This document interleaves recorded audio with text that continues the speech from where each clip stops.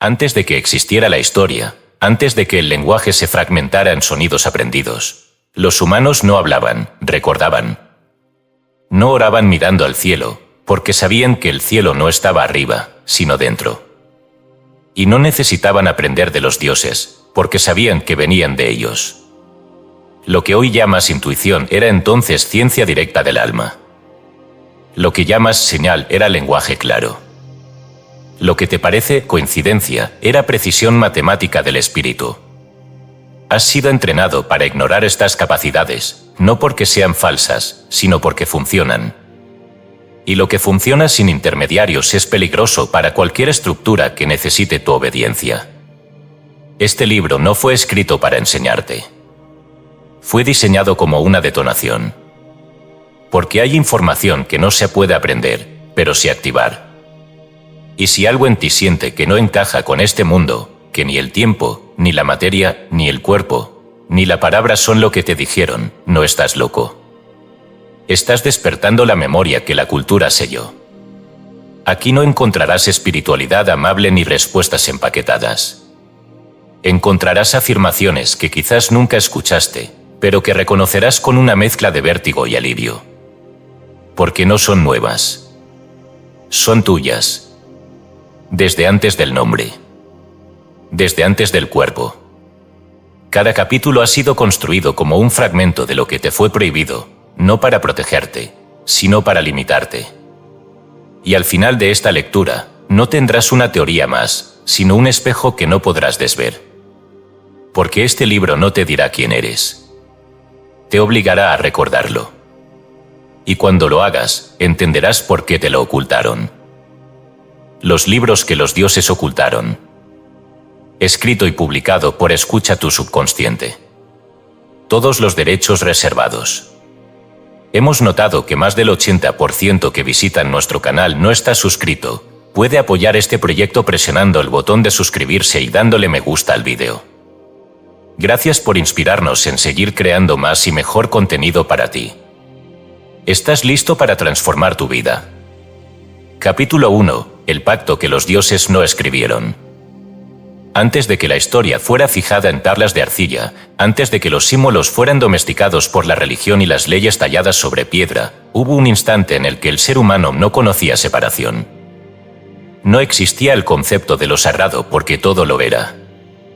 La conciencia no vivía extintida entre lo alto y lo bajo, lo divino y lo terreno, lo permitido y lo prohibido. Ese momento, apenas recordado como mito por las culturas antiguas, no fue una edad dorada en sentido poético, sino un estado vibracional específico, una sintonía estructural entre el alma humana y el orden universal. Lo que hoy llamamos caída no fue el resultado de un error moral, ni de una desobediencia cósmica, sino el efecto acumulado de una desviación vibratoria, una ruptura no visible, pero profundamente real, de una frecuencia compartida. A eso se le llamó, en distintos lenguajes simbólicos, la pérdida del pacto. El pacto al que nos referimos no era un contrato, ni un mandamiento. No existía aún la idea de ley porque no había aún sujetos separados que obedecieran o desobedecieran. El pacto era la resonancia perfecta entre una conciencia individualizada y el pulso mismo del universo.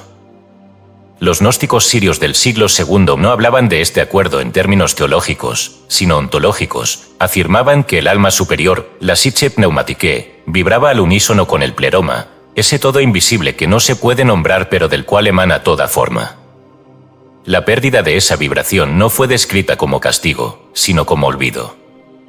En sus textos, especialmente en los fragmentos del Evangelio de la Verdad, se repetía una y otra vez: el error no fue voluntad, fue inconsciencia. La humanidad no cayó porque desobedeciera, sino porque dejó de recordar su origen resonante. En la tradición sumeria, este mismo principio fue codificado en el concepto del Me, palabra difícil de traducir, pero que alude a principios arquetípicos del orden cósmico que se encarnaban en la materia solo cuando el ser humano vivía en armonía con los dioses. Los Me no eran objetos, eran patrones vibracionales que aseguraban que la ciudad, el cuerpo, la palabra y el deseo fueran reflejos exactos del orden divino. La ruptura de ese vínculo no fue representada como una batalla, sino como una pérdida de voz. el hombre dejó de hablar con la vibración del cosmos y comenzó a emitir sonidos que no producían forma. Fue entonces cuando se construyeron los primeros templos, no como centros de comunión, sino como intentos desesperados de restaurar por fuera lo que se había roto por dentro.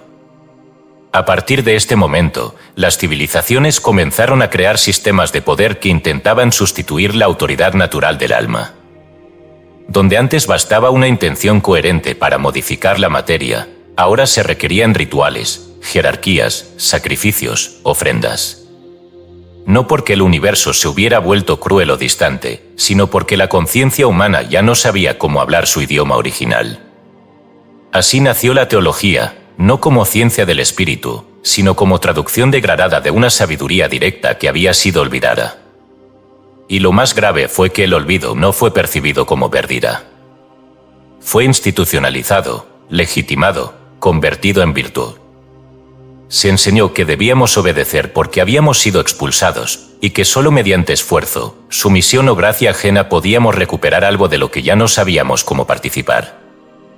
Los mitos posteriores reflejan esta transformación con claridad simbólica. El relato hebreo del Jardín del Edén presenta la expulsión no como consecuencia de la maldad, sino del conocimiento. La humanidad se separa de Dios cuando accede al discernimiento dualista, al bien y al mal. Pero ese conocimiento, interpretado luego como pecado, era en realidad una manifestación fragmentada de una conciencia que antes había sido unificada. En el zoroastrismo temprano, se hablaba del Dan, una facultad interna de visión espiritual que permitía al ser humano percibir la voluntad del orden cósmico, Asa.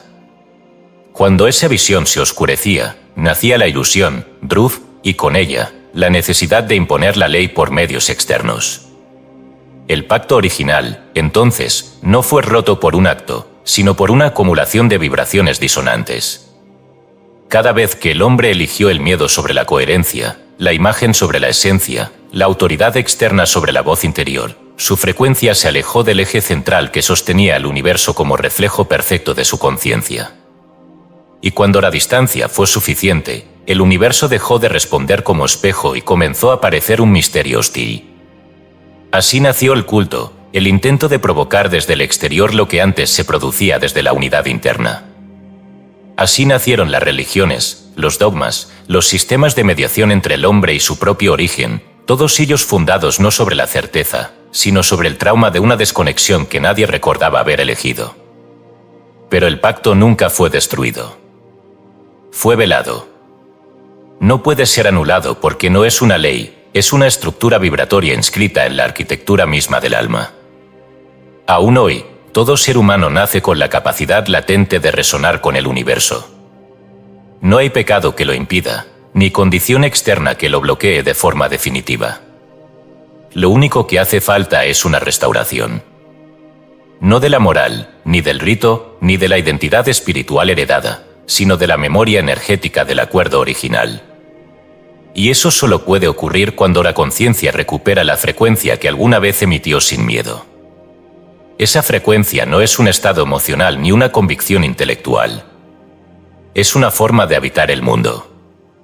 Es la manera en que un ser respira, habla, desea, camina. Es la coherencia entre pensamiento, palabra y vibración. Cuando esas tres dimensiones están alineadas, el pacto se reactiva. No porque se firme de nuevo, sino porque nunca dejó de estar allí, esperando ser recordado. El universo no se volvió sordo, simplemente dejó de responder a un lenguaje que ya no reconocía. Cuando el alma recupera su tono original, lo que parecía imposible se vuelve inmediato. El tiempo se pliega, la materia obedece, y el mundo deja de ser un entorno y vuelve a ser un cuerpo extendido. El propósito de este libro, por tanto, no es enseñarte cómo volver al pacto. Es ayudarte a identificar en qué parte de tu vida aún estás hablándole al universo en un idioma que no es el tuyo. Es mostrarte con precisión dónde y cuándo tu frecuencia fue cedida a sistemas que se alimentan del olvido. Porque solo cuando sabes con exactitud lo que cediste, puedes empezar a reclamarlo sin confusión. Este capítulo no cierra con una moraleja. No termina con una solución. Solo con una pregunta que no busca respuesta, sino resonancia.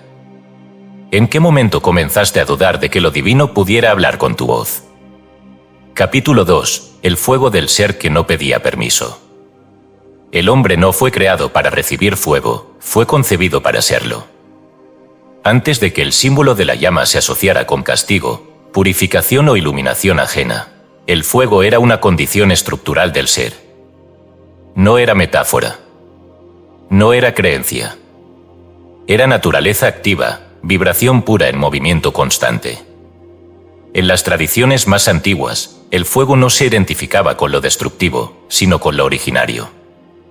No necesitaba permiso para existir ni aprobación para manifestarse. Su sola presencia implicaba orden. Cuando el ser humano vibraba en coherencia con su fuego interno, la realidad se reorganizaba a su alrededor, no por magia, sino por propiedad vibratoria. El Agni védico no era un dios externo, sino la fuerza ardiente de la conciencia encarnada. En el Rig Veda, Agni aparece no solo como principio de combustión, sino como mensajero entre mundos. Agni es el puente que lleva las ofrendas del hombre al cielo, y el que desciende con la respuesta. La llama era mediadora no porque habitara un altar, sino porque vivía en el pecho del sacerdote. Y ese sacerdote no era un individuo con título, sino todo ser humano que recordaba su vínculo directo con la energía que todo transforma sin consumir la esencia. Los caldeos hablaban de una llama secreta, la Nura, encendida en el interior del iniciado durante los ritos de purificación. Esa llama no iluminaba el templo, iluminaba la percepción. Solo aquel que había encendido su fuego interior podía distinguir lo real de lo ilusorio. Y por eso, el primer paso de toda iniciación no era el conocimiento, sino el encendido. No se accedía al saber sin haber atravesado el fuego. El calor era el umbral. No un calor físico, sino vibracional. Lo que ardía era la máscara, no la esencia. En los textos herméticos, el fuego es presentado como el motor de la voluntad divina. En el Corpus Hermeticum, se describe cómo el mundo fue formado por una inteligencia que al pensarse, ardía. El pensamiento, cuando es puro, genera fuego. Y ese fuego no destruye, modela. Desde esta perspectiva, el universo no es una creación congelada, sino una combustión permanente. Cada estrella, cada célula, cada impulso de vida es la manifestación de un fuego que no necesita validación porque arde por sí mismo. El ser humano, en este modelo, es una llama encarnada que puede modelar, transformar y expandir la realidad en la medida en que recuerde su combustión original. Pero algo ocurrió. El hombre dejó de ser fuego. Dejó de emitir su luz por naturaleza y comenzó a mendigarla. Comenzó a pedir a los cielos lo que antes emanaba de su centro. Ya no caminaba como llama, sino como sombra. Ya no creaba por presencia, sino que pedía por ausencia. El fuego, antes reconocido como extensión de su propia vibración, fue externalizado, sacralizado, temido. Dejó de ser interior y fue confinado a altares, lámparas, velas. El cuerpo, antes templo ardiente, fue convertido en recipiente inerte que solo podía recibir. La llama interna, al no ser alimentada por la autenticidad, se fue apagando lentamente. No desapareció, se replegó. No murió, se ocultó. Ese ocultamiento generó consecuencias estructurales. El lenguaje cambió. Lo que antes era afirmación, se convirtió en súplica. Lo que antes era creación, se volvió imitación. Lo que antes era movimiento interior, se degeneró en conducta controlada. Y al disminuir el fuego interno, el miedo aumentó. Porque el fuego interno no solo transforma, también revela. Cuando arde, muestra lo que uno es sin máscaras. No se puede mentir frente a una llama pura. Por eso fue temido. Porque exponía. Y en vez de aceptar ese espejo ardiente, la humanidad prefirió los reflejos cómodos de los sistemas. Así se consolidaron religiones sin fuego, espiritualidades sin transformación y conocimientos sin encendido.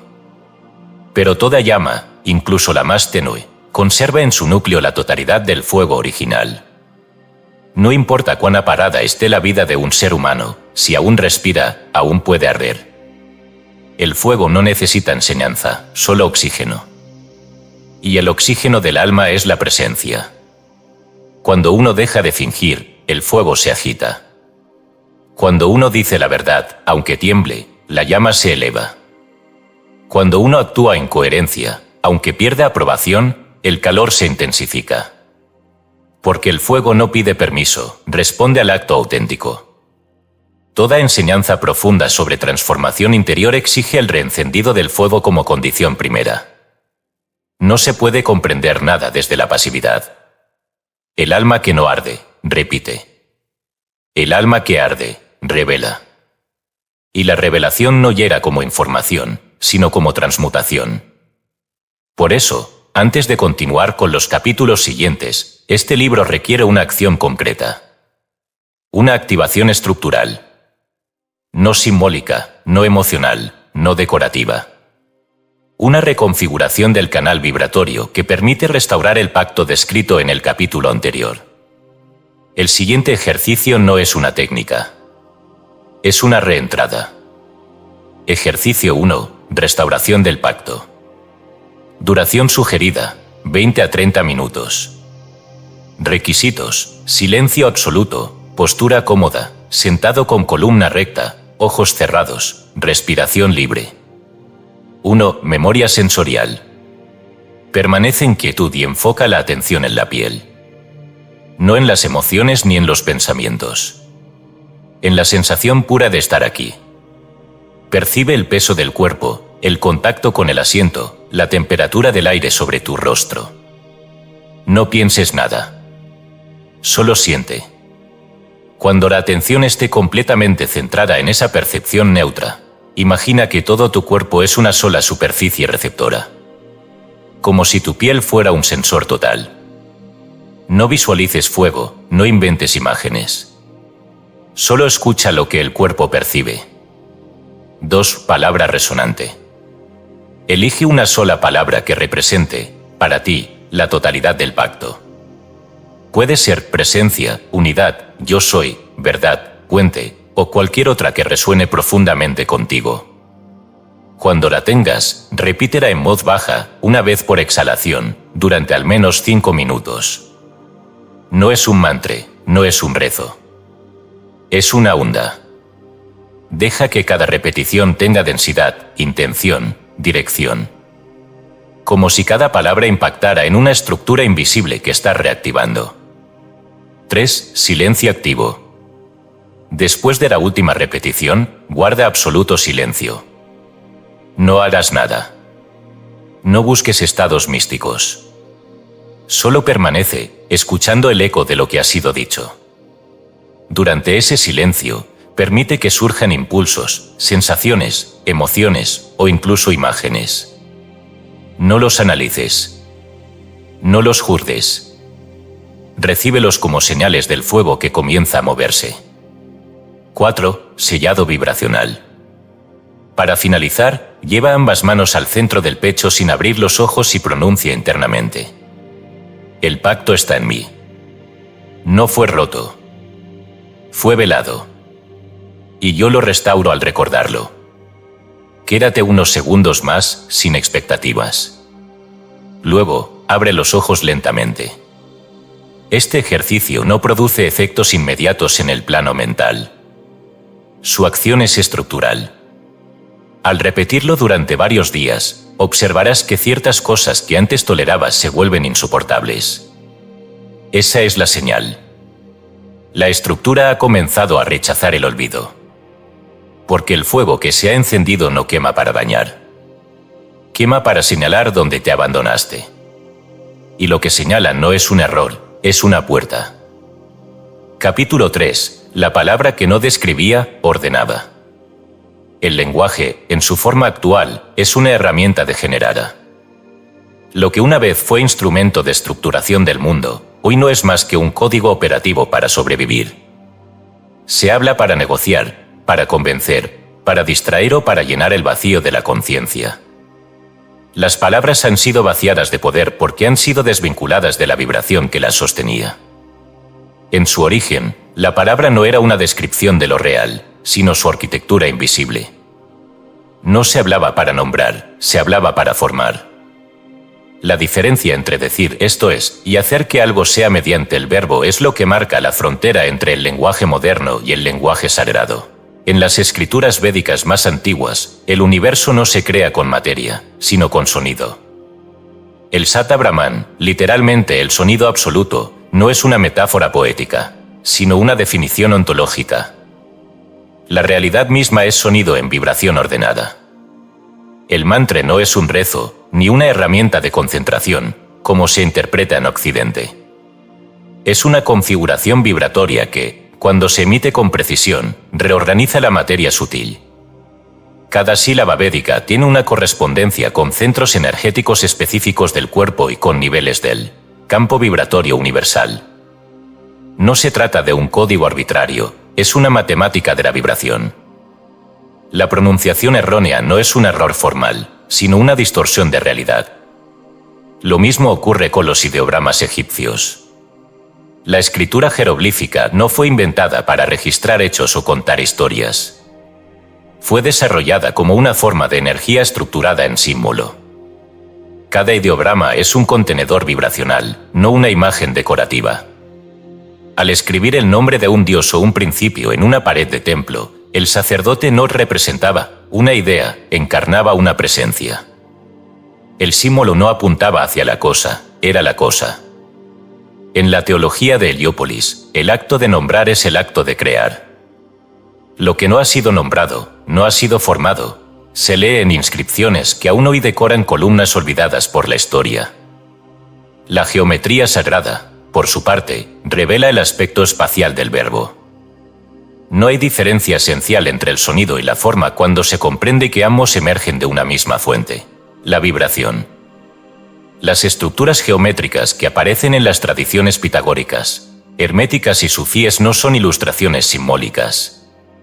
Son traducciones espaciales de estructuras sonoras. El círculo, el triángulo, la espiral, la estrella de múltiples puntas no son invenciones artísticas, sino formas congeladas de vibraciones originales. Al entonar ciertas frecuencias con coherencia, esas formas emergen en el campo.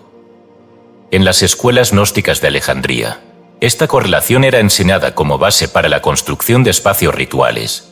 No bastaba con levantar un templo, debía construirse sobre un patrón vibratorio coherente, para que el espacio mismo respondiera al verbo del oficiante. Con el tiempo, sin embargo, el lenguaje fue degradándose. Primero fue desritualizado, se separó de su dimensión vibratoria. Luego fue secularizado, perdió su sacralidad y su asociación con la estructura de lo real. Finalmente, fue instrumentalizado, reducido a su función comunicativa.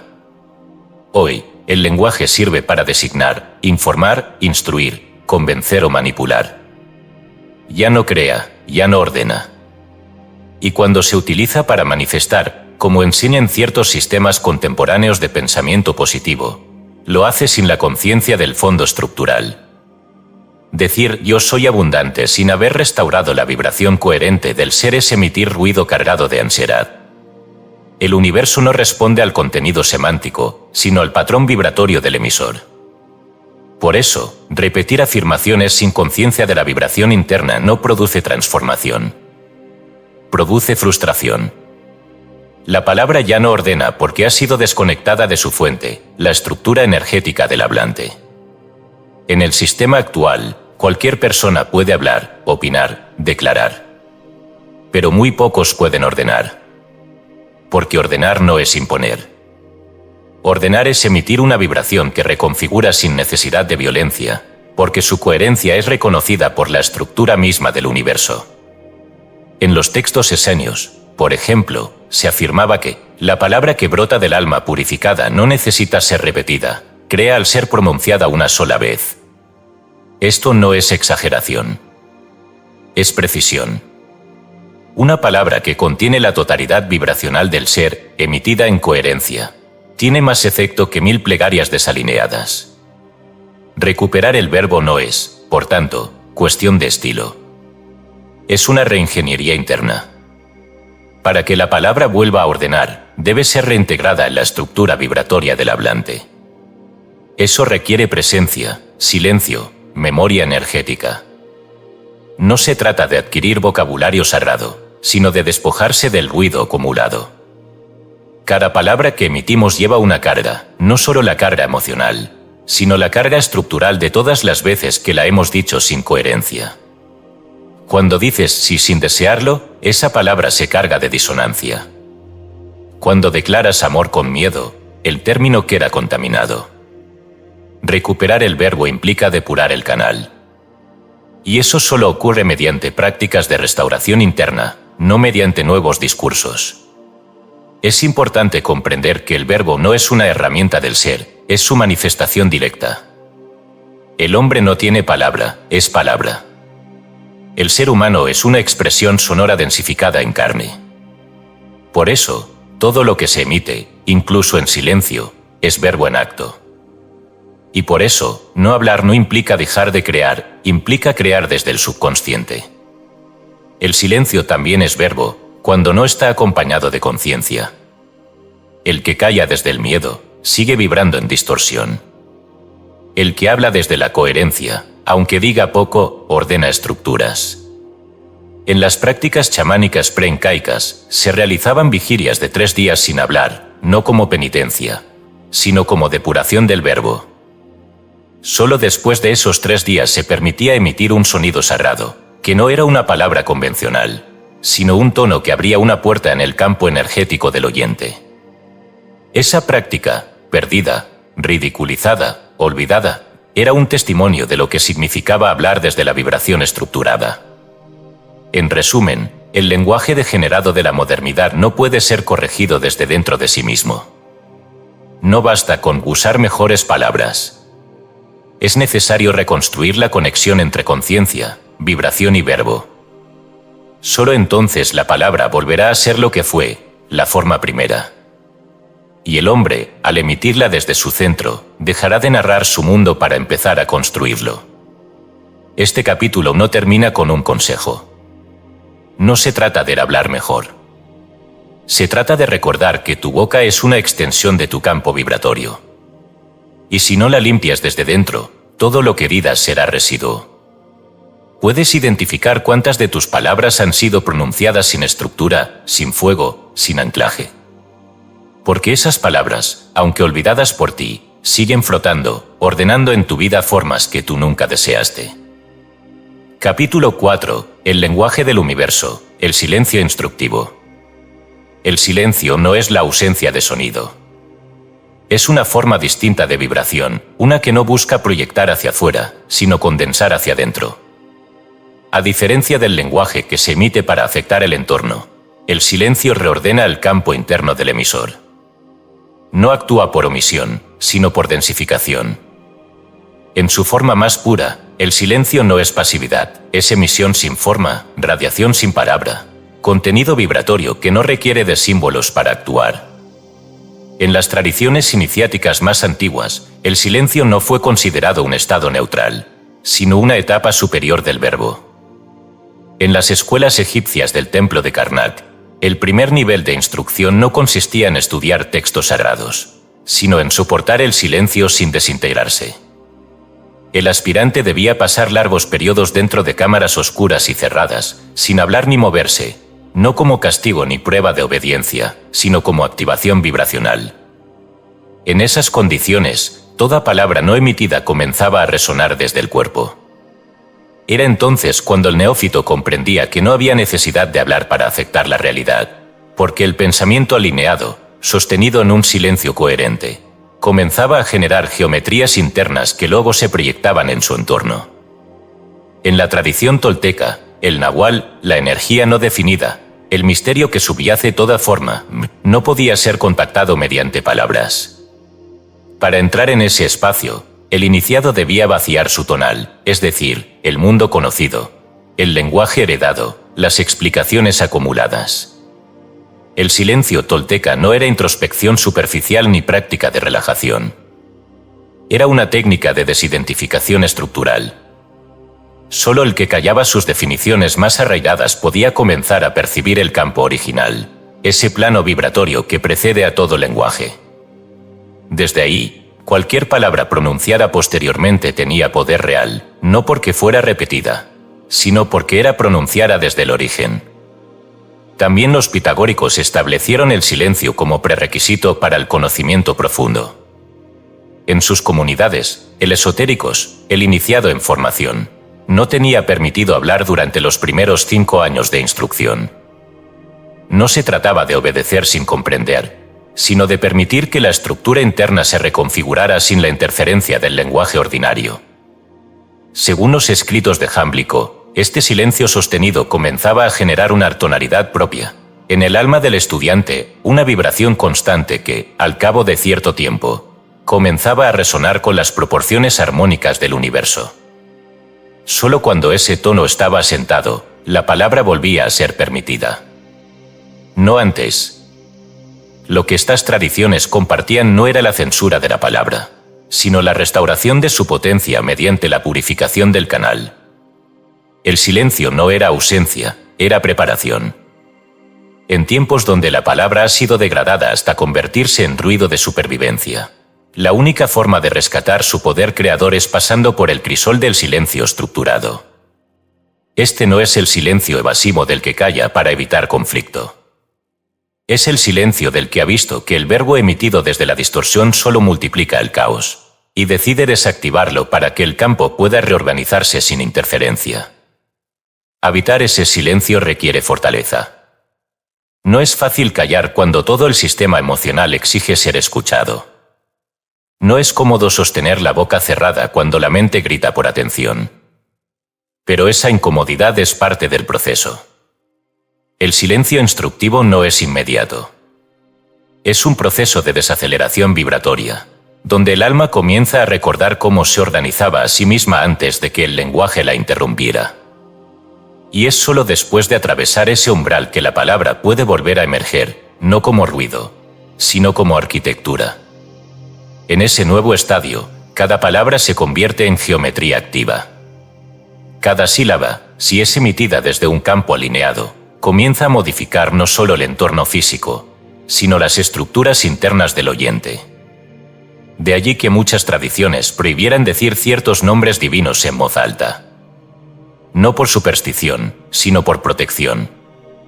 Nombrar sin haber reconfigurado el canal vibratorio no solo es inútil, es peligroso. Genera deformaciones, activa patrones sin estructura, deja residuos energéticos que luego deben ser purgados. Este capítulo no propone el silencio como retiro permanente. No sugiere que dejes de hablar para siempre ni que te encierres en mutismo ritual. Propone el silencio como tecnología espiritual de depuración vibratoria. Como espacio necesario para que la palabra vuelva a tener sentido. Para que la emisión vocal vuelva a tener correspondencia con el orden. Para que el universo, al escucharte, no perciba un código roto, sino un verbo digno de respuesta. La restauración del verbo exige una práctica consciente. No basta con callar por intervalos. Es necesario reconstruir la vibración interna desde la cual la palabra es pronunciada. El ejercicio que sí ya ha sido diseñado para ese propósito. No es una técnica superficial. Es una instrucción precisa para emitir desde una estructura que ha sido preparada. Al practicarla, no busques efectos inmediatos. No harás de ella un ritual repetitivo. Cada repetición debe ser un acto estructurante, no una acción automática. Ejercicio 2. La palabra sagrada. Objetivo: restaurar el poder original del verbo como forma de orden. Activar la resonancia precisa entre palabra, intención y vibración. Duración: 15 a 20 minutos diarios. Ambiente: espacio silencioso, postura erguida, sin distracciones sensoriales. 1. Preparación estructural. Durante 3 minutos, siéntate en absoluta inmovilidad. La espalda recta, los pies en contacto con el suelo. Los ojos cerrados. Lleva la atención a la lengua, no al pensamiento, no al pecho, sino al punto físico exacto de la lengua dentro de tu boca. Observa cómo descansa. Sin moverla, sin tensarla, solo obsérvala. La lengua es el puente entre el pensamiento y la creación. Antes de emitir palabra, debe estar en reposo vibratorio.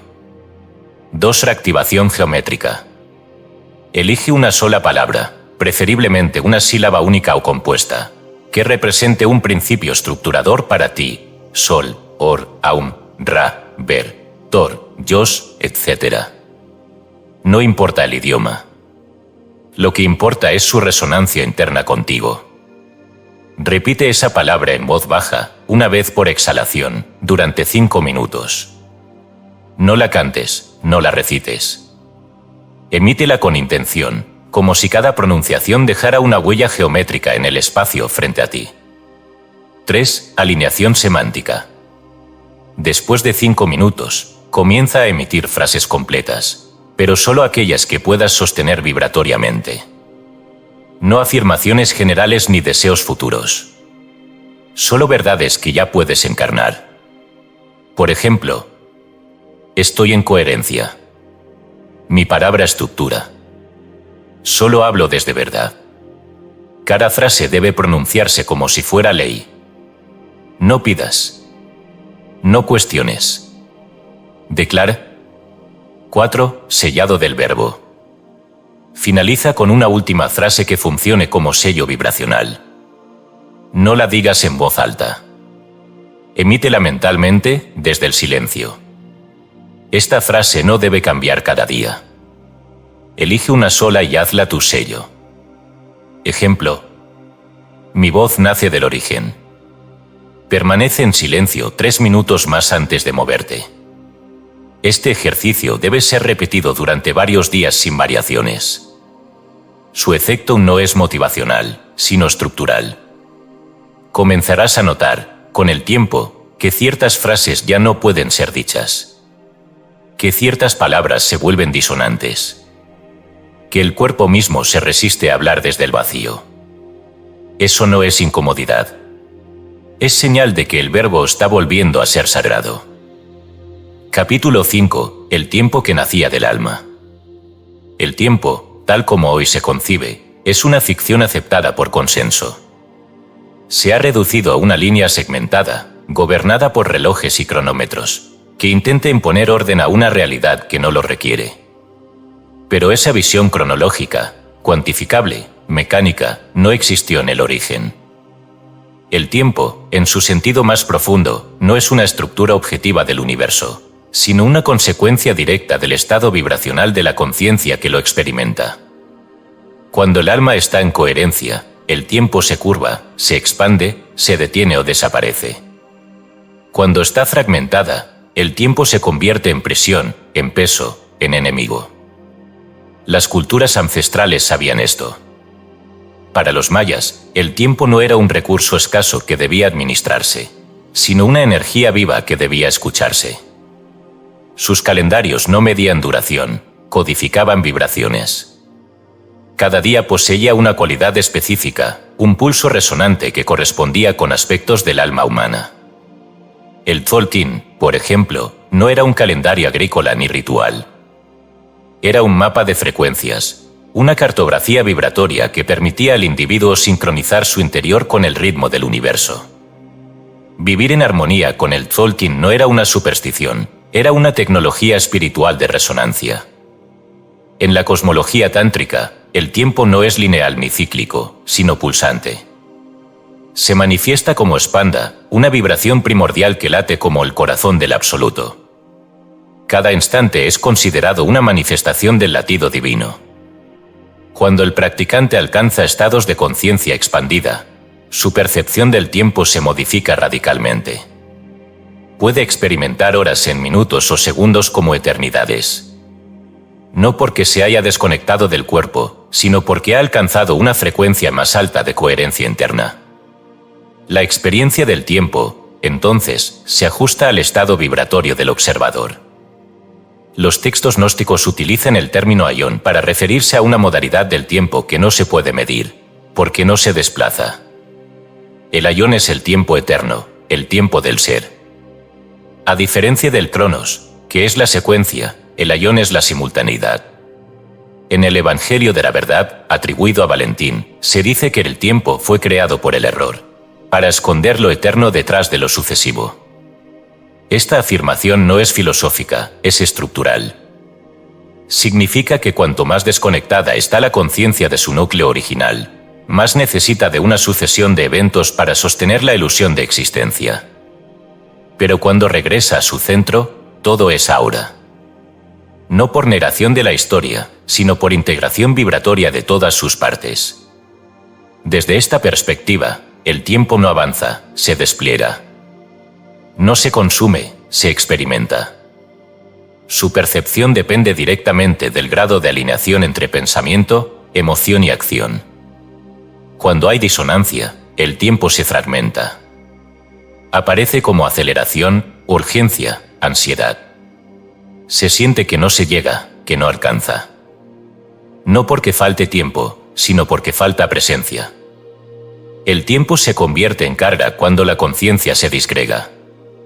Pero cuando todo el ser se encuentra en su lugar, sin contradicción interna, sin negación emocional, sin autoengaño mental, el tiempo se unifica, se vuelve contenedor, no amenaza. La cronología moderna es una invención útil para la administración de estructuras sociales, pero completamente inútil para comprender la experiencia del alma. Medimos años, meses, semanas y días como si fuesen compartimentos fijos, ignorando que hay horas que contienen transformaciones profundas y años que no dejan huella. Este desfase entre lo que se mide y lo que se vive es la causa estructural de la angustia temporal. Intentamos imponer una cuadrícula externa sobre un movimiento que nace de dentro. Por eso nos sentimos apresurados, tarde, improductivos o envejecidos antes de tiempo.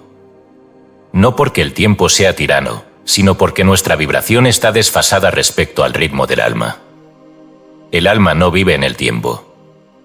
El alma genera el tiempo. Cada persona emite un campo vibracional que modifica su entorno. Ese entorno incluye la percepción temporal.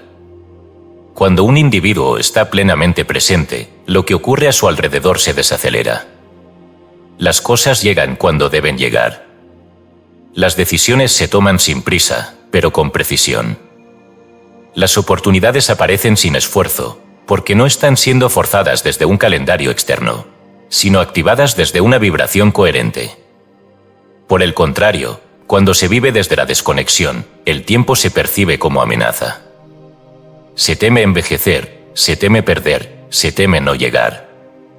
Y esa vibración misma genera la aceleración que se temía. El tiempo se vuelve espejo, y el espejo refleja la fractura. En el sufismo, se dice que quien está en armonía con el nombre, no teme al reloj.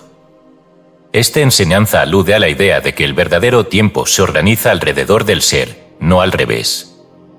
El sufí que vibra en el nombre divino no necesita apurarse, porque su acción nace de una sincronía interna con el todo.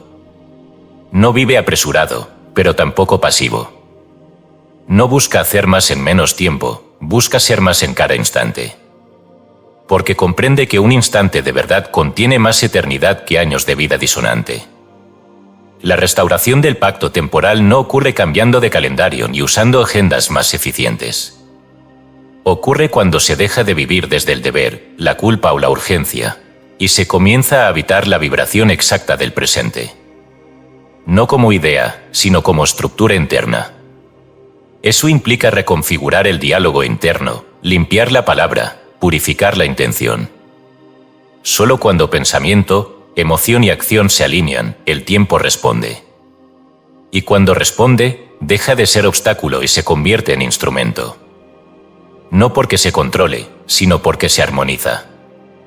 El tiempo, entonces, no es tu enemigo. No te persigue, no te consume. Solo te refleja. Y lo que refleja es el grado de presencia que habitas. Cada vez que dices no tengo tiempo, el universo responde organizando tu vida para confirmarlo. Pero si entras en coherencia, si vives desde el centro, el tiempo comenzará a fluir a tu ritmo. No porque lo hayas conquistado, sino porque lo has reordenado desde tu ser. Este capítulo no concluye con una técnica para ser más eficiente ni con una fórmula para estirar las horas. Concluye con una afirmación simple y estructural. No hay tiempo fuera de ti. Solo hay vibración. Y esa vibración organiza la realidad que llamas duración. Capítulo 6. La materia que escuchaba al espíritu.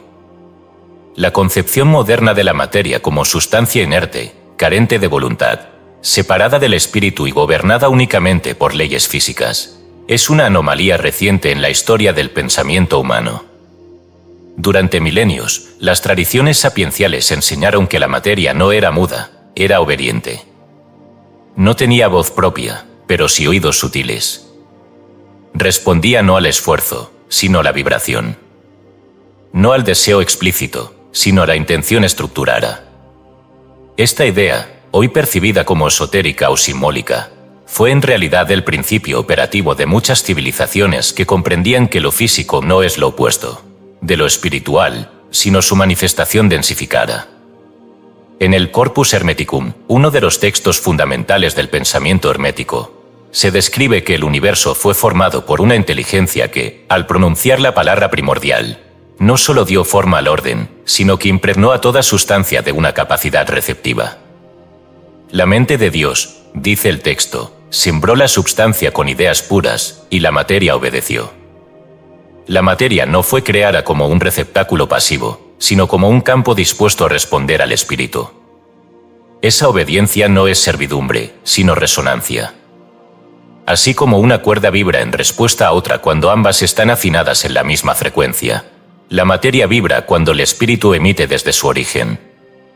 Las culturas sufíes preservaron esta noción en prácticas que hoy llamaríamos impregnación vibracional.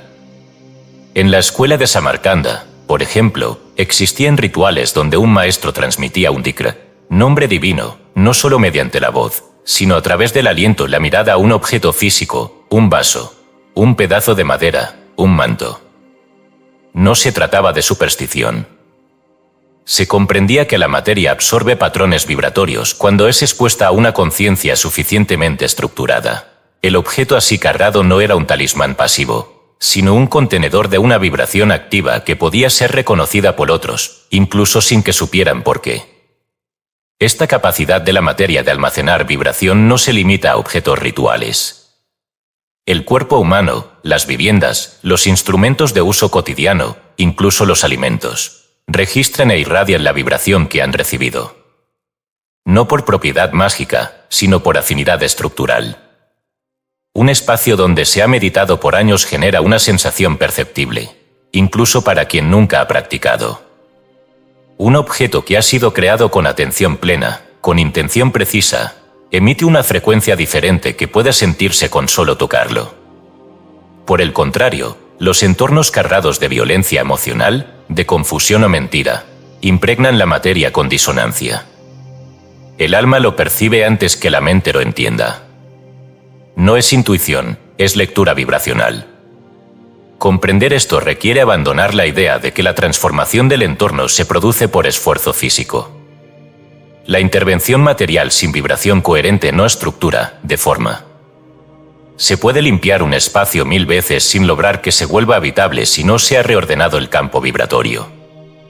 Del mismo modo, se puede vestir el cuerpo con los mejores atuendos, consumir los alimentos más recomendados o habitar los espacios más decorados, y seguir sintiendo vacíos si la vibración que los impregna no ha sido configurada desde el espíritu.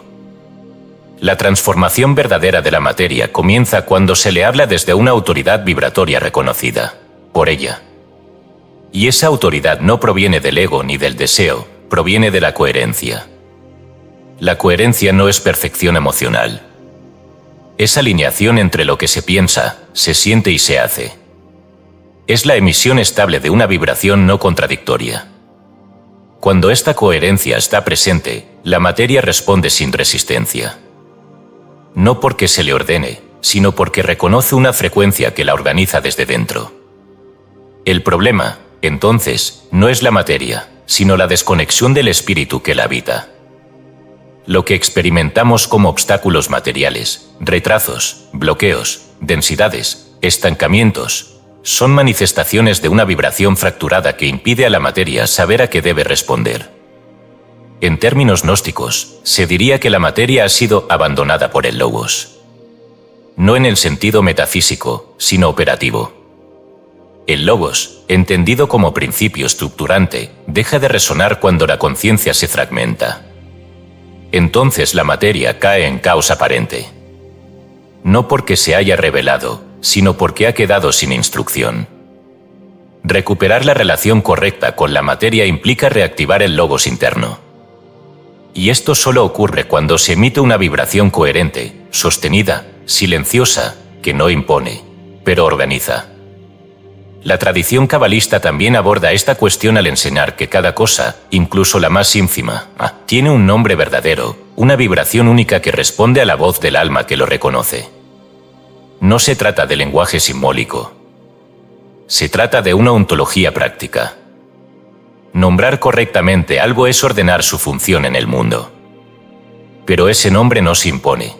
Se revela cuando quien nombra ha alcanzado el grado vibratorio necesario para que la materia lo escuche. Por eso el trabajo espiritual no se limita al mundo interno. Se manifiesta también en la relación con lo físico, cómo se habita el espacio, cómo se toca un objeto, cómo se respira en una habitación. Todo acto, incluso el más simple, es una forma de configuración vibratoria. Y cuando se actúa desde el espíritu estructurado, la materia se convierte en espejo exacto. No refleja la imagen, sino la vibración. Y esa vibración no es afectada por apariencias, sino por intención.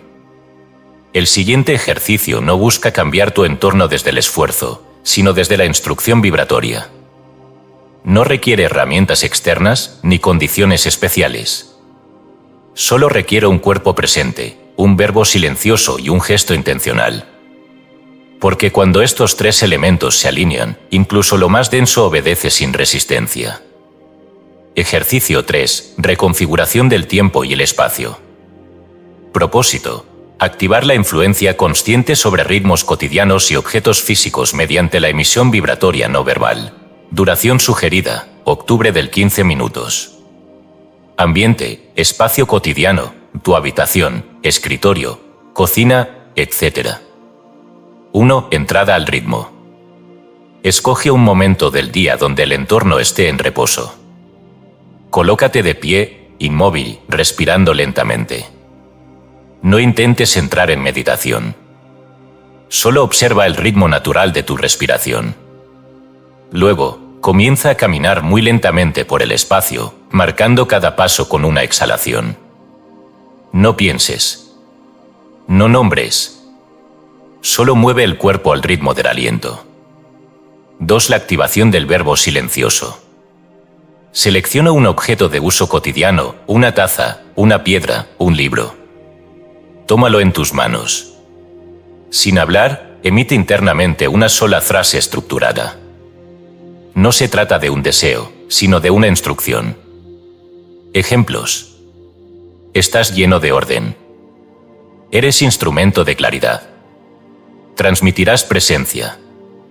Siente esa frase como un campo que entra en el objeto. No pienses en su significado. Siente su estructura. 3. Respiración impregnadora. Sosteniendo el objeto, realiza 3 respiraciones profundas. Con cada exhalación, imagina que emites la vibración de la frase sin sonido. Como si exhalaras geometría sobre la materia. No visualices colores ni formas. Percibe densidad. 4. Gesto intencional. Ubica el objeto en el lugar donde lo usas normalmente. Al colocarlo, haz un único gesto con la mano. No uno simbólico, sino funcional: tocar, girar, apoyar. Ese gesto sella la vibración. Luego, retírate sin mirar atrás. La materia responderá, no como milagro, sino como consecuencia. Lo notarás en detalles: el modo en que usas ese objeto cambiará, el ritmo del espacio se modificará, el tiempo parecerá más blando. No será espectacular. Será real. Porque cuando el espíritu habla sin ruido, la materia escucha sin dudas. Capítulo 7. El cuerpo como texto revelado. El cuerpo no es una cárcel del alma. Esa idea, tan reiterada por ciertas interpretaciones teológicas, filosóficas y espirituales, ha desfigurado durante siglos la percepción de uno de los instrumentos más precisos de revelación espiritual, la anatomía viviente. El cuerpo no encierra. El cuerpo expresa. No es una carga impuesta al espíritu, sino su manuscrito visible. No hay célula, órgano, tensión o dolencia que no esté diciendo algo que ya fue pronunciado en otra capa del ser. Y si ese mensaje no se escucha, no desaparece, se somatiza. La carne se convierte entonces en el último recurso del alma para ser leída. Esta concepción no es nueva, aunque haya sido marginada del pensamiento dominante.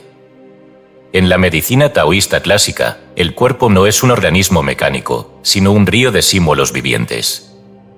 Cada órgano representa no solo una función fisiológica, sino una emoción, un patrón arquetípico y una dirección espiritual. El hígado, por ejemplo, no es solamente un filtro, es el asiento del plan de vida, el punto donde el deseo profundo se armoniza o se distorsiona. Cuando hay ira acumulada, frustración contenida o propósito negado, el hígado se satura. La dolencia no es aleatoria, es mensaje. Lo mismo ocurre con el corazón, centro del espíritu, los riñones, asiento del miedo ancestral, los pulmones, reguladores de la tristeza. El cuerpo, para los taoístas, no es un problema a resolver, sino una escritura que debe ser descifrada. La cábala fisiológica, una rama menos conocida de la tradición hebrea, también entiende el cuerpo como un texto sagrado. Cada parte del cuerpo se asocia con letras hebreas específicas, y cada letra, a su vez, con fuerzas cósmicas. Según estas enseñanzas, el cuerpo del ser humano es una representación fractal del árbol de la vida. Las manos, por ejemplo, corresponden a la sefirot de acción, Netzach-Yod, el corazón a Tiferet, el cráneo a Keter. Cuando una parte del cuerpo duele, se considera que hay una alteración en la comunicación entre esas esferas. No se busca silenciar el síntoma, sino comprender qué parte del circuito energético ha dejado de transmitir la sabiduría del alma. En los evangelios apócrifos, especialmente en los textos atribuidos a Tomás y Felipe, hay indicios claros de una comprensión corporal como revelación. En el Evangelio de Tomás, Jesús afirma: si sacas lo que hay en ti, eso que saques te salvará; si no sacas, eso que no saques te destruirá. Aunque esta frase ha sido interpretada en múltiples niveles, su lectura desde el cuerpo es inequívoca: lo que no se expresa, se imprime. Lo no dicho, lo no llorado, lo no asumido, busca salida por la única vía que no sabe mentir, la carne. La idea de que el cuerpo guarda no es poética, es literal. Guarda tensiones, impactos, memorias, repeticiones. El cuello tenso por palabras no emitidas. El pecho cerrado por amor no expresado. Las piernas agotadas por decisiones que no se tomaron. La espalda rígida por cargas heredadas que nunca se cuestionaron. Cada centímetro del cuerpo contiene una línea del guión que el alma ha intentado escribir. Pero como nadie le enseñó a leer ese lenguaje, se medicaliza lo que debía interpretarse. Se intenta corregir con química lo que necesita comprensión. Se anestesia el mensaje para evitar la incomodidad de descifrarlo. El cuerpo también registra lo que se calla por generaciones. Las ciencias contemporáneas han comenzado a reconocer, con lenguaje técnico, lo que las tradiciones antiguas ya sabían, que el trauma se hereda. Pero lo que aún no se ha comprendido del todo es que no solo se hereda el daño, sino el mensaje no transmitido. Un dolor de espalda puede ser la consecuencia vibracional de un mandato no verbalizado por una abuela. Una inflamación crónica, el reflejo estructural de un secreto familiar no confesado. Lo que no fue dicho en su tiempo, se inscribe en el tejido del descendiente más receptivo. No como maldición, sino como oportunidad de reescribir la historia. Este cuerpo, el que habitas ahora, no es genérico. No es un contenedor intercambiable. Es la forma precisa que ha tomado tu alma para desplegar su narrativa.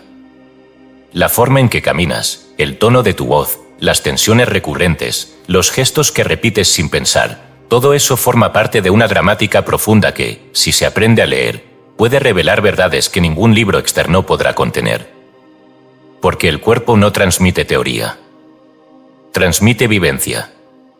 Y cuando se lo escucha con la atención suficiente, deja de doler. No porque el síntoma desaparezca mágicamente, sino porque el mensaje ha sido recibido. Reconfigurar la relación con el cuerpo requiere abandonar la lógica del control y adoptar la disposición del lector. No se trata de dominar la biología, ni de imponerle nuevas rutinas bajo la promesa de salud eterna. Se trata de escuchar lo que está escrito en él antes de que grite. Cada dolor no atendido sube de volumen. Cada gesto no observado se convierte en patrón. Cada emoción negada se transforma en carga celular. Leer el cuerpo no es una habilidad mística. Es una capacidad natural, silenciada por siglos de desconfianza hacia lo físico. La teología que desprecia la carne como impura, caída o distractora ha producido generaciones de espiritualistas desconectados de sí mismos. Y una espiritualidad que no incluye al cuerpo es un sistema de evasión, no de transformación. El cuerpo no es el enemigo del alma. Es su página más reveladora. Negarlo es como cerrar el libro más íntimo antes de haberlo leído. Este capítulo no propone un nuevo culto al cuerpo. Tampoco propone su instrumentalización como medio para obtener bienestar. Propone su restauración como texto. Y como todo texto sagrado, necesita ser leído en su propio idioma, con presencia, sin prejuicio, con el alma abierta. Lo que sigue no es una técnica de sanación. Es una práctica de escucha. Porque hay dolores que solo se van cuando han sido comprendidos como palabras antiguas. ¿Y si ese síntoma que has querido eliminar fuera la frase que tu alma más necesitaba leer? Capítulo 8. La enfermedad como memoria que suplica luz.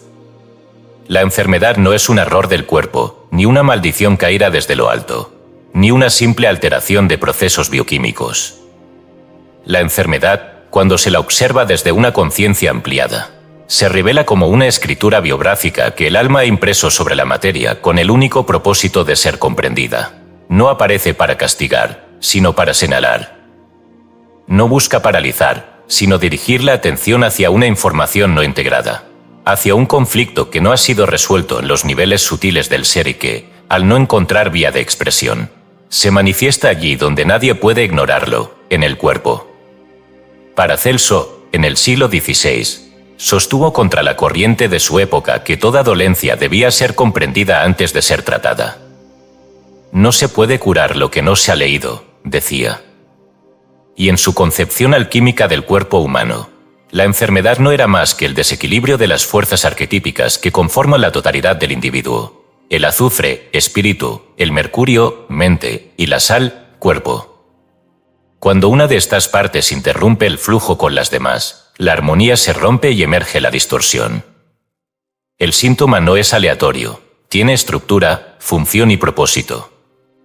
Es una memoria simbólica que espera ser vista. Las visiones chamánicas que emergen en estados alterados de conciencia, inducidos por plantas maestras o por prácticas de aislamiento, coinciden en este punto esencial: el cuerpo no enferma de manera arbitraria.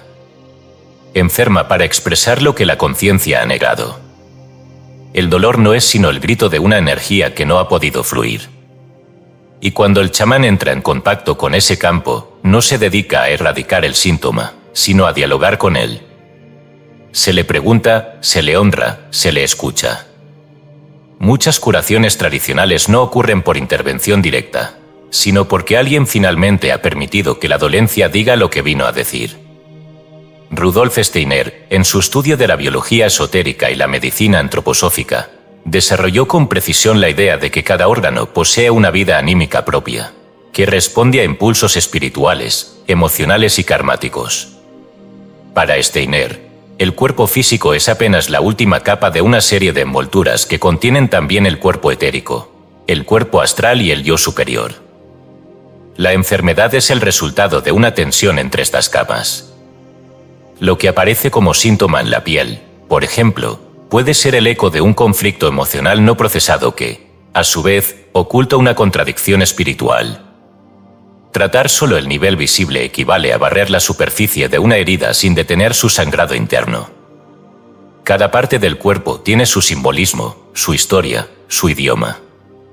El lado derecho representa el vínculo con lo activo, lo masculino, el hacer, el futuro.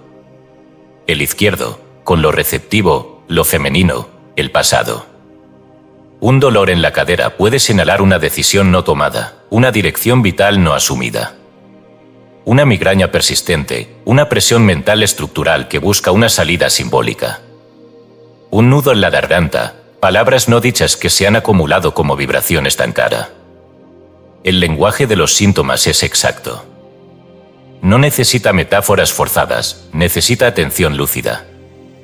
Negar esta dimensión del cuerpo es condenarlo a repetir su mensaje una y otra vez, con mayor intensidad, hasta que alguien lo escuche.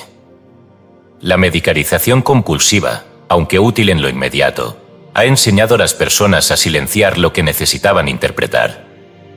En lugar de preguntarse ¿por qué aparece esto ahora?, se preguntan ¿cómo elimino esto cuanto antes? Y al hacerlo, postergan el aprendizaje. Porque el cuerpo no castiga, recuerda. Y cada recuerdo que no es integrado se volverá a manifestar con más insistencia. El cuerpo no está roto. Está escribiendo. Cada síntoma, cada tensión, cada anomalía es una frase que espera ser leída con el alma. Y cuando esa lectura se produce, algo ocurre, la dolencia pierde su urgencia. No siempre desaparece, pero deja de gritar. Porque ha sido vista, comprendida, reconocida. La sanación no siempre implica eliminación del síntoma, sino restauración del vínculo con lo que ese síntoma representaba. Este capítulo no propone abandonar la medicina convencional, ni romantizar el sufrimiento. Propone algo más exigente, responsabilizarse de lo que el cuerpo dice. No como culpable, sino como lector. Porque si el cuerpo es un códice, y si la enfermedad es su subrayado, entonces el alma que habita ese cuerpo debe asumir su papel de intérprete. No puede delegar esa tarea. Nadie puede leer por otro su propio texto. El ejercicio que sigue no es diagnóstico. No reemplaza tratamiento alguno. Pero permite iniciar un diálogo profundo con lo que el cuerpo ha intentado decir durante años sin ser escuchado. Y como todo diálogo real, exige escucha, honestidad y disposición a recibir lo que tal vez no se quiere saber. Ejercicio 4. Escucha activa del cuerpo como mensaje divino. Objetivo: aprender a interpretar dolencias, tensiones o síntomas como mensajes simbólicos del alma. Duración: 20-30 minutos. Frecuencia: idealmente una vez por semana, o cuando un síntoma nuevo aparezca o se intensifique. 1. Localización precisa. Cierra los ojos. Respira profundamente durante 2 minutos para calmar el ritmo mental. Luego, lleva la atención hacia la parte del cuerpo que más tensión o incomodidad te genera en este momento. No elijas con la mente. Deja que el cuerpo hable. Puede ser un dolor leve, una incomodidad persistente o un área adormecida. 2. Descripción objetiva. Concentra la atención en esa zona y mentalmente describe su cualidad: ¿es punzante, difusa, caliente, fría, vibrante, sorda? No interpretes aún. Solo observa y describe con precisión sensorial. 3. Pregunta dirigida. Emite internamente la siguiente pregunta, sin buscar respuesta mental. ¿Qué estás intentando mostrarme que aún no he querido ver? Mantén la atención allí. Si surgen imágenes, recuerdos, emociones, no los analices. Solo obsérvalos como parte del mensaje. 4. Traducción simbólica. Después de 5 a 10 minutos de escucha silenciosa, comienza a traducir. Pregúntate: ¿qué parte de mi historia personal o familiar resuena con esta sensación? ¿Qué decisión, emoción o verdad ha sido evitada en esta área de mi vida? Si esta parte del cuerpo hablara como un maestro, ¿qué me diría con firmeza? 5. Frase de integración. Cuando la información comience a clarificarse, formula una frase estructural. No una afirmación positiva, sino una declaración de reconocimiento. Ejemplos. Ahora escucho la verdad que callé. Esta tensión es el lenguaje de una parte de mí que necesita volver a integrarse. Honro lo que mi cuerpo ha tenido que recordar por mí. 6. Cierre. Coloca tu mano sobre la zona trabajada. Respira 3 veces profundamente. Agradece, sin dramatismo, por el mensaje. Luego, escribe en un papel lo que hayas comprendido, no como terapia, sino como documentación simbólica. Este ejercicio no cura, pero prepara el campo para que la sanación ocurra desde un lugar más profundo. Porque no se puede sanar lo que no se ha honrado. Y no se puede honrar lo que no se ha comprendido como sagrado. La enfermedad no es el enemigo. Es la memoria que suplica una mirada sin juicio. Y cuando esa mirada ocurre, el alma recupera su lugar. Capítulo 9. La sombra que guardaba el nombre de Dios.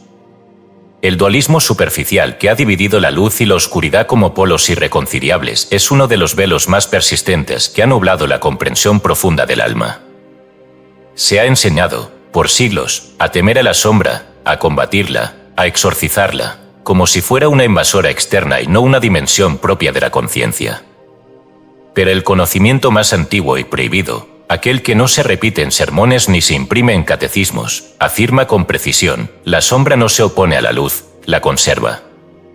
No es su negación, sino su archivo. Lo que el hombre ha llamado oscuridad interior es, en realidad, la bóveda donde duerme el fragmento más inalterado del nombre divino que alguna vez pronunció sin palabras. Desde la gnosis antigua, especialmente en las escuelas sirias y egipcias, la sombra nunca fue vista como el enemigo. En el libro secreto de Juan, se sugiere que incluso los arcontes, agentes del error, tienen su raíz en el pleroma. No son maldad pura, sino ignorancia encarnada. No son opuestos de la luz, sino portadores deformados de su eco.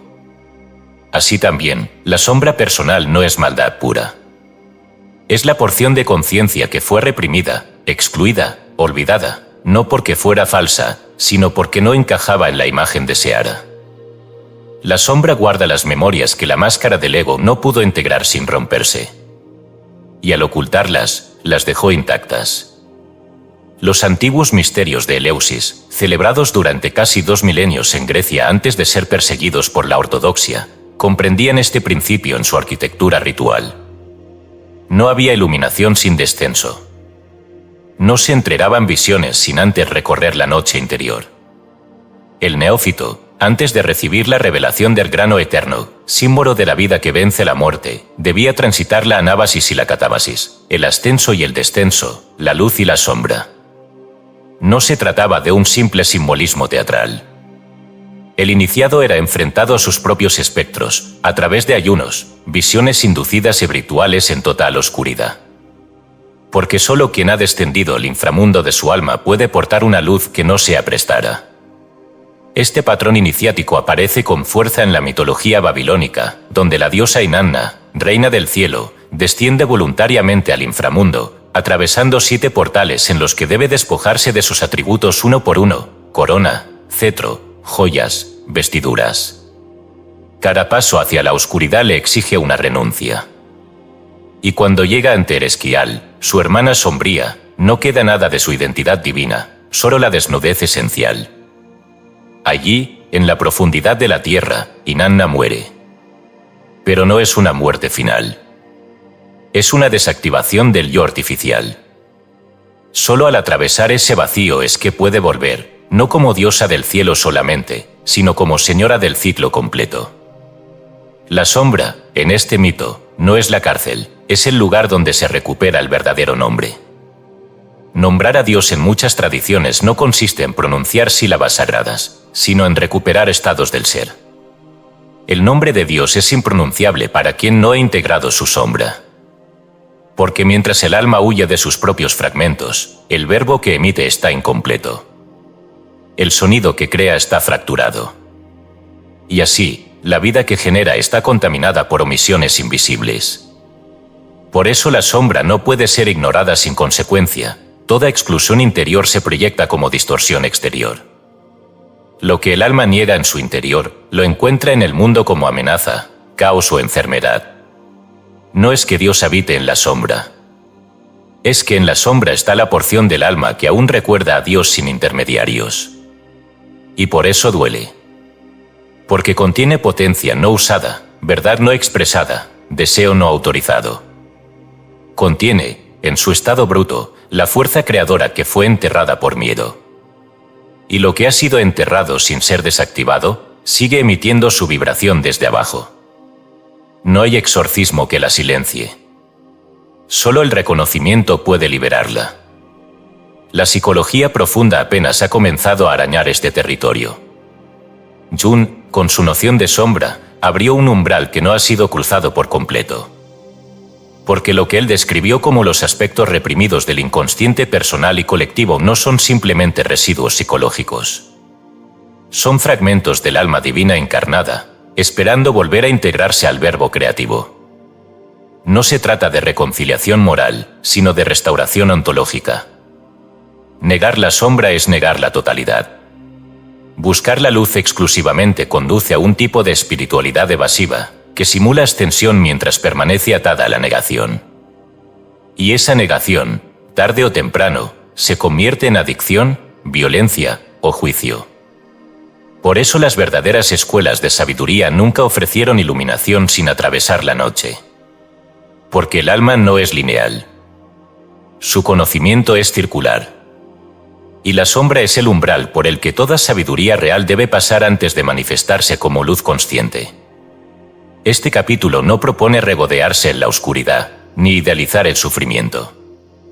Propone entrar con lucidez en la región más honesta del alma, la que aún conserva lo que no ha sido dicho, asumido ni expresado. Allí, donde nadie mira, donde la máscara se derrite y la biografía se encuentra con su fractura, está la clave. No hay luz más pura que la que nace de una sombra integrada. No hay palabra más verdadera que la que ha atravesado el silencio del inframundo. Si deseas recordar tu verdadero nombre, el que no te fue dado por otros sino escrito en tu ser antes del tiempo, no lo busques en templos ajenos. Está en la sombra que aún temes mirar. No la reprimas. No la expliques. No la niegues. Entra. Escucha. Y cuando regreses, el nombre te habrá sido devuelto. No como un sonido, sino como un estado de ser. Porque solo quien ha caminado con su sombra puede pronunciar el nombre de Dios sin fragmentarlo. Capítulo 10. El Dios que recuerda desde la oscuridad. Lo que no ha sido permitido en la conciencia no desaparece. Lo que ha sido reprimido no se disuelve, solo cambia de nivel. Se aloja en las capas bajas del ser, donde el juicio no lo alcanza, pero desde donde su influencia se filtra hacia cada decisión, cada pensamiento, cada síntoma. Pero lo verdaderamente radical no es comprender esto. Lo radical y, por tanto, prohibido, es aceptar que lo reprimido guarda no solo trauma, sino potencia, que los aspectos negados de nuestra identidad no son únicamente residuos emocionales, sino fragmentos de poder creador que no pudieron germinar porque la estructura de personalidad que los contenía aún no tenía el coraje para sostenerlos. La tradición alquímica nunca trabajó sobre lo puro. No se dedicaba a idealizar lo divino, sino a transfigurar lo vil.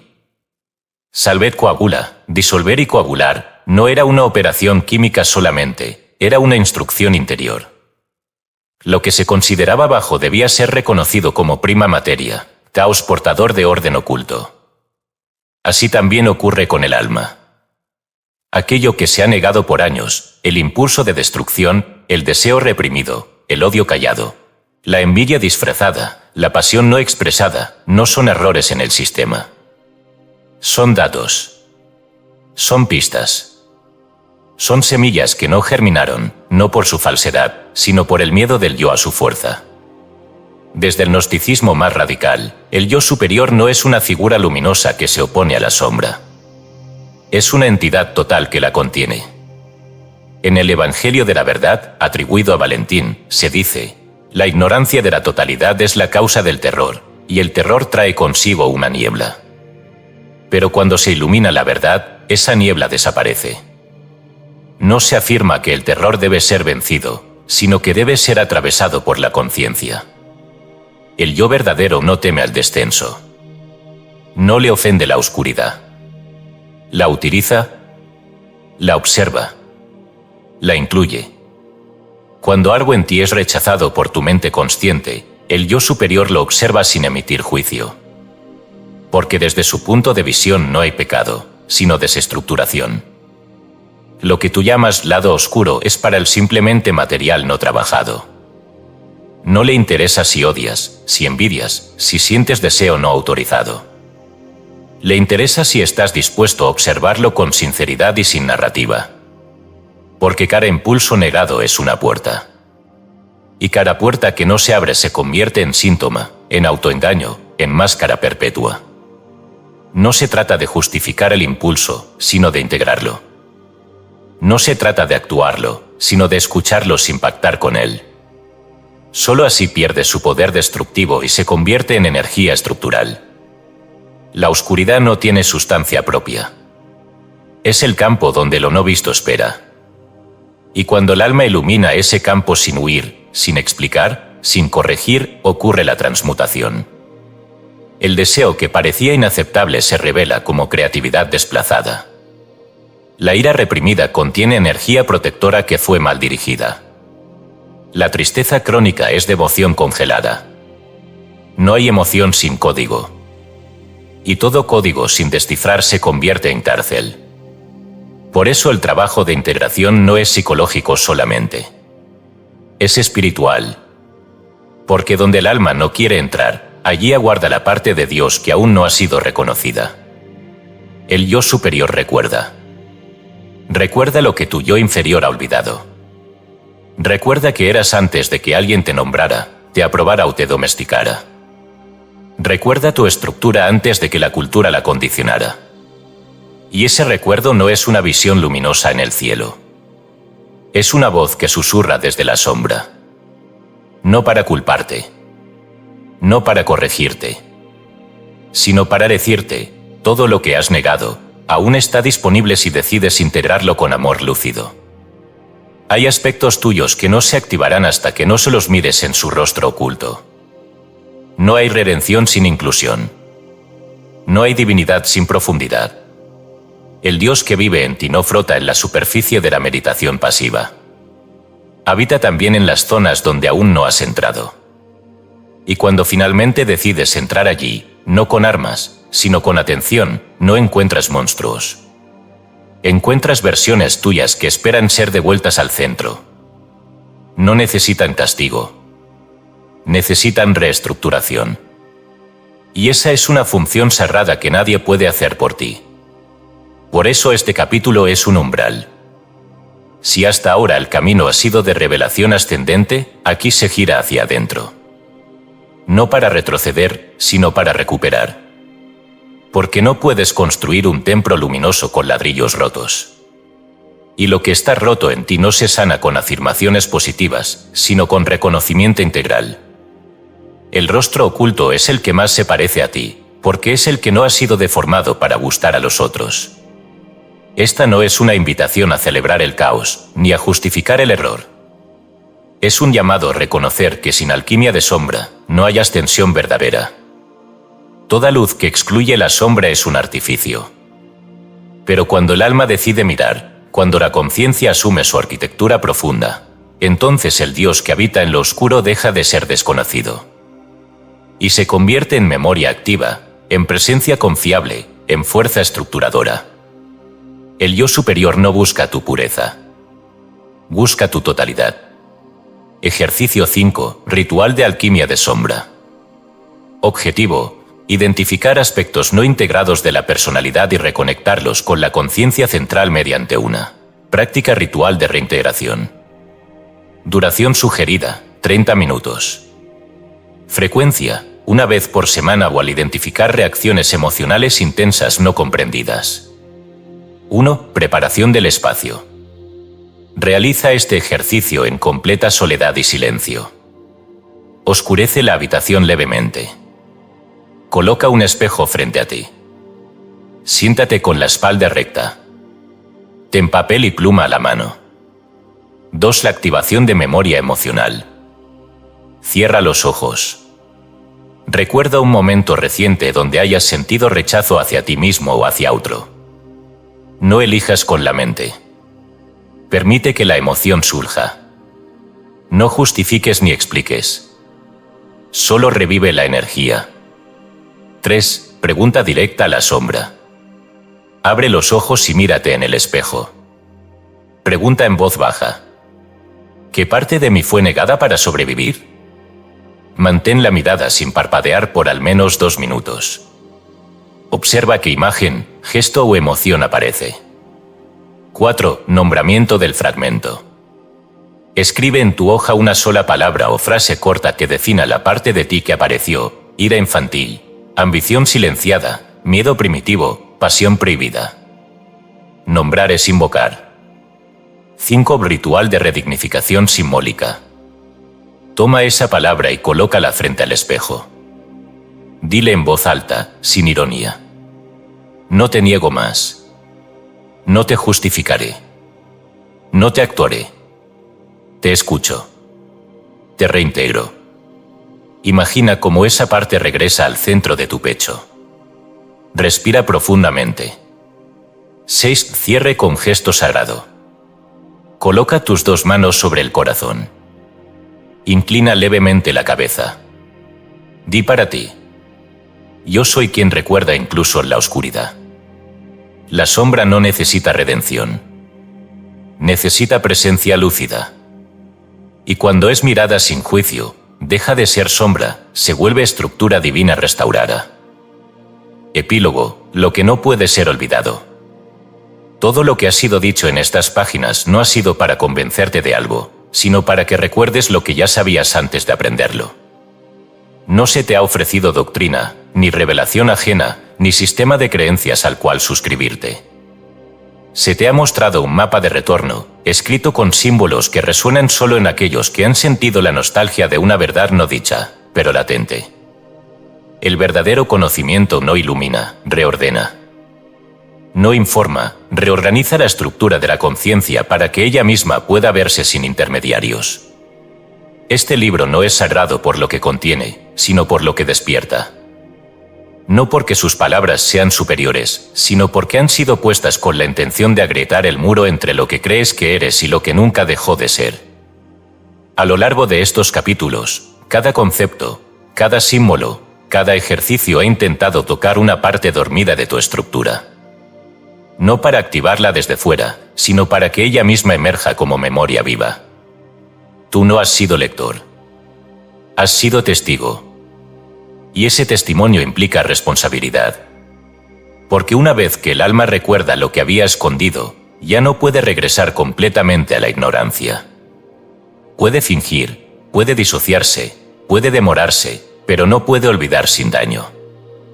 Porque el olvido, en este nivel, ya no es protección, es traición a la esencia. El camino espiritual real no es una línea recta hacia la luz, sino una espiral que desciende, se contrae, gira sobre sí misma y luego asciende con más peso, pero también con más centro. Lo que has explorado aquí no son ideas. Son puertas. Algunas ya se han abierto. Otras se quedarán vibrando en tu campo hasta que estés listo para cruzarlas. Pero ya han sido marcadas. Ya no hay inocencia posible. El Dios que buscas no está esperando en un cielo, ni en una técnica perfecta, ni en la aprobación de los otros. Está donde menos lo esperas, en el gesto que no comprendiste, en el impulso que reprimiste, en el cuerpo que no habitaste, en la palabra que no te atreviste a pronunciar. Está en la materia que escucha, en el silencio que estructura, en la sombra que te guarda. Y cuando vuelvas a olvidarlo, porque olvidarás, como es natural en este plano, este libro seguirá aquí. No como objeto, sino como código. Porque lo que ha sido reactivado no puede ser borrado. Puede ser silenciado. Pero no destruido. Y cuando vuelvas a abrirlo, no estarás volviendo al texto.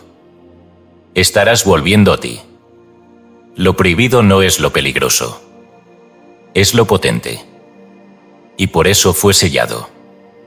Tú has roto el sello. Ahora te corresponde vivir como quien sabe. No hay más excusas. no hay más ignorancia. Solo resta caminar con la conciencia de haber recordado lo esencial. Y eso nadie te lo puede quitar.